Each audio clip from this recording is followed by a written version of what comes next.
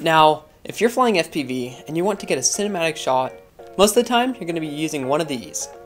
And this is a GoPro. And with your GoPro, it enables you so you can get a higher quality and a more cinematic video of the shot. There's two ways you can either use the automatic features on a GoPro. It might look bland and boring.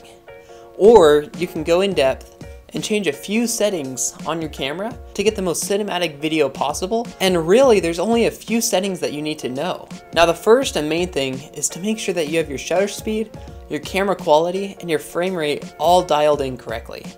So what I'm going to be using is 5K at 30 frames per second.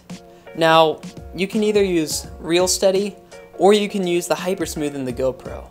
My personal preference for cinematic videos is Real Steady, and the only reason is because then you can control it more, know what the final video is going to look like. Whereas if you're doing more of a freestyle or anything like that, then Hyper Smooth is probably going to work best for you.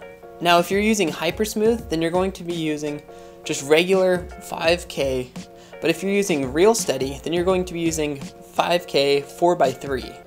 And that's so Real Steady can crop it in and it will look normal. Now, after we have our quality out of the way, we want to move on to our frame rate.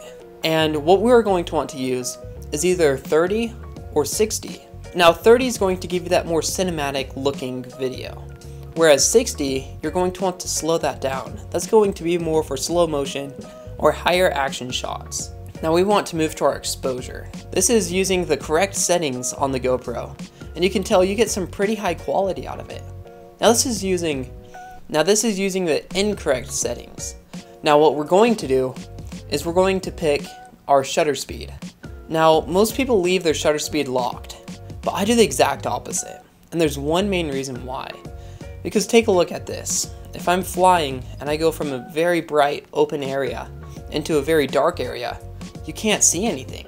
Which, you know, that's normal, but if you leave it unlocked, it can change. Now, the way to counteract this is you want to make sure that you have an ND filter on. Now, what this ND filter will do is that it makes it so the shutter speed is correct.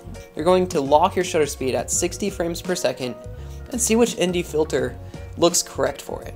Then you're going to put on the ND filter and set it to auto. So then it can look normal and it can change if it needs to, but it will normally stay around 60 frames per second. And ISO is easy.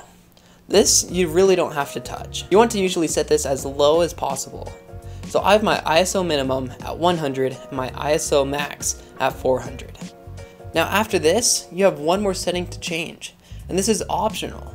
So if you're going to be editing this footage afterwards, or any of those video editing platforms, then you're going to want to change your color to flat.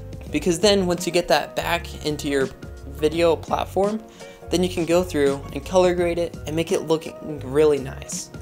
Whereas you can't do that as much if it's set to natural or any of those other settings.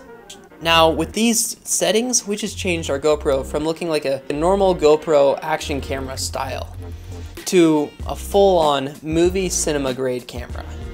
And that's just with a few settings.